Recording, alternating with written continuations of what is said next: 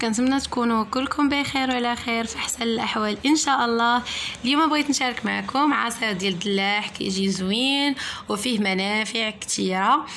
المكونات البنات اللي غادي نحتاجو ساهلين، يعني فقط هنا واحد الكميه ديال الدلاح من بعد ما حيدت ليه الزريعه الكحله.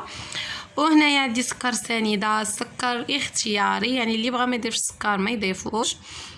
وهنايا عندنا الحامض من بعد ما عصرته، انا خديت حامضه كبيره، تقدروا تاخذوا جوج صغارين. والحامض البنات على حسب الكميه ديال الدلاح، يعني الا كانت عندنا كميه كثيره ديال الدلاح غادي نضاعفوا اولا غادي نزيدوا الحامض. على بركه الله غادي ناخذوا العصير ديالنا باش غادي نعصروه هنايا في المولينكس اولا الخلاط الكهربائي.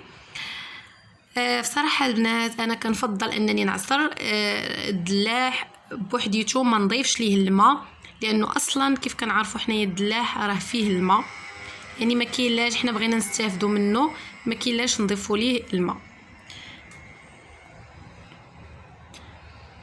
المهم البنات يعني غادي نضيف الكميه اللي غادي نعصروها. الا فلتت لينا البنات شي زريعه كحله في الدلاح ماشي مشكل، يعني وحده ولا جوج ماشي مشكل.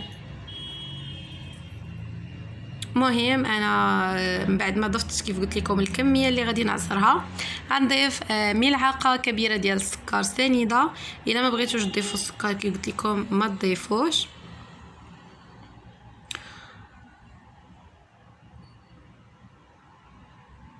وكنضيف الحامض.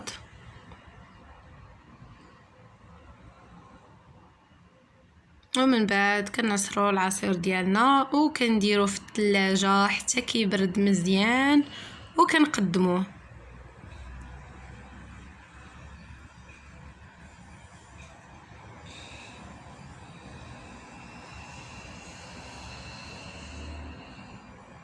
العصير ديالنا واجد، من بعد ما خليته في الثلاجه يبرد مزيان كنقدموه في كؤوس.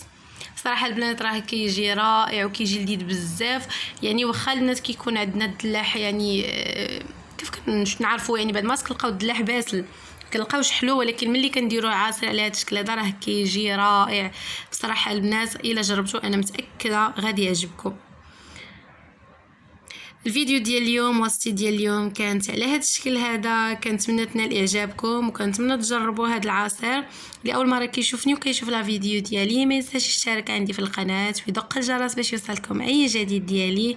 تبقاو على خير في امان الله، الى فيديو جديد وصفه جديده ان شاء الله.